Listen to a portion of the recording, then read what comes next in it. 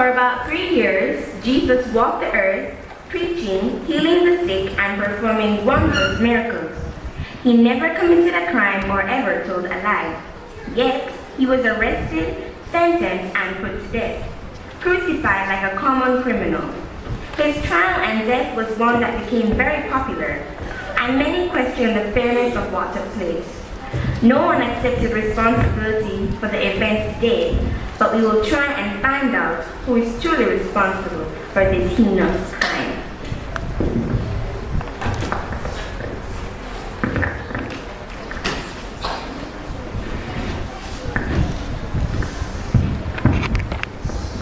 This court has now come to order. We are here to investigate the evidences surrounding the greatest injustice of all times, the crucifixion of Jesus Christ. On trial as defendants are Judas Iscariot, the Jewish leaders, Caiaphas, Pyle, and the Roman soldier. The court has appointed Miss No Chance and Mr. Fix as the prosecuting attorneys. The defendants will take the stand in this order: Judas Iscariot, the Jewish leaders, the Pharisees, the Sadducees, the scribes, and Caiaphas, and the Roman soldier. After all the witnesses and defendants have been questioned, I will render my verdict. Calling the first defendant to the stand.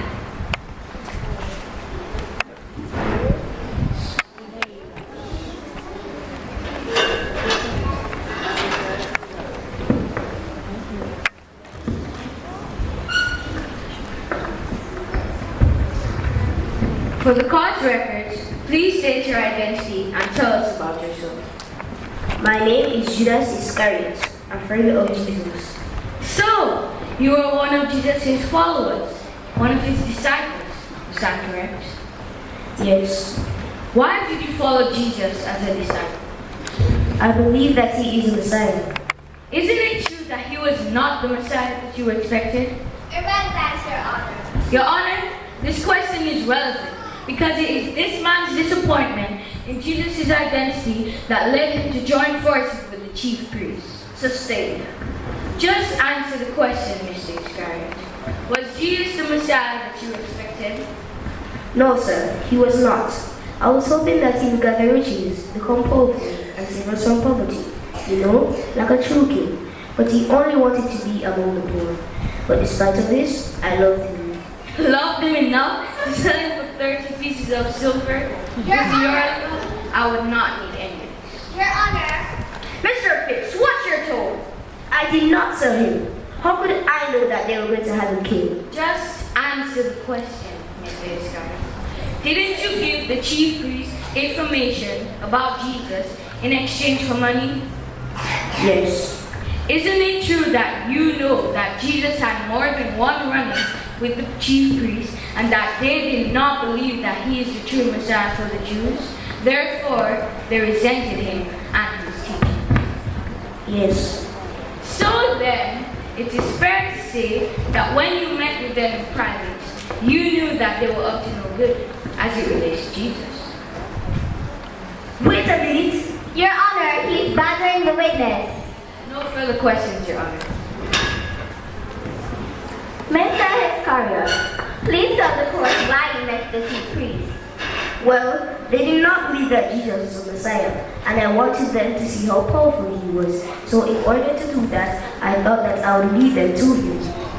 Tell us why you took the money they offered. Well, I had a little financial setback. The money was only to cover my bills. I didn't know that they were going to take it so far.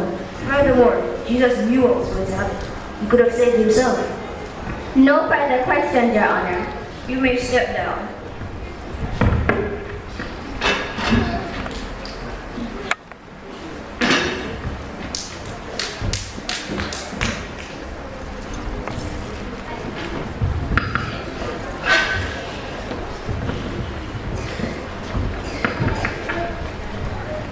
Calling the second defendant to the stand.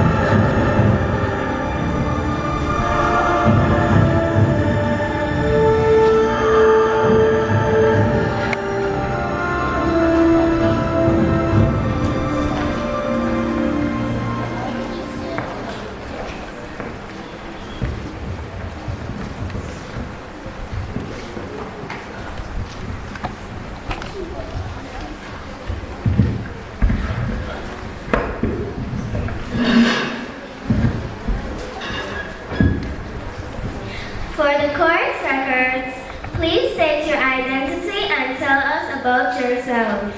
Well, I am a Pharisee who seeks to uphold the law. I am a Sadducee who explained the Torah, the law of God, by translating it. And I am the scribe. So you are the religious leaders in Israel, is that correct? Yes, we are.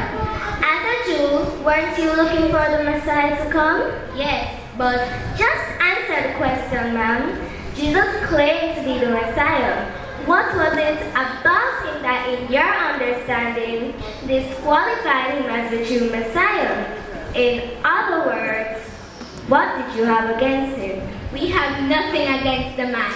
Apart from the fact that he claims to be the Messiah, yet he sits and dines with tax collectors and sinners. And for that he deserved to die? We did not want him dead. Oh, I understand.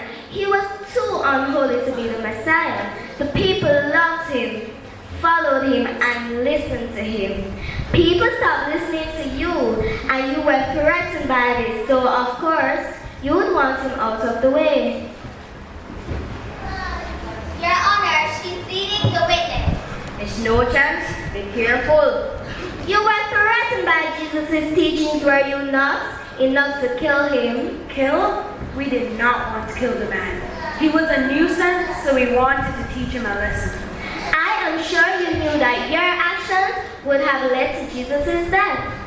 Isn't murder against your law, Mr. Sadducee? You keep on mentioning kill and murder. The question, Mr. Sadducee. Just answer the question.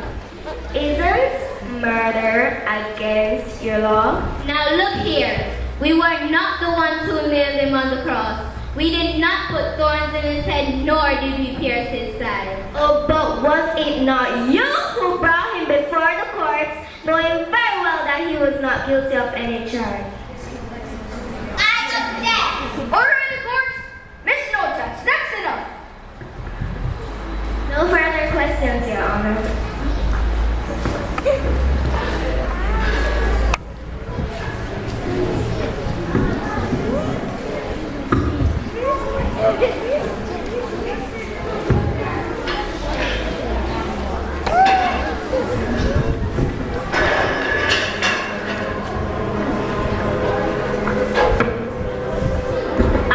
Caiaphas, chief priest, head of the Jewish court, and people's representative of God.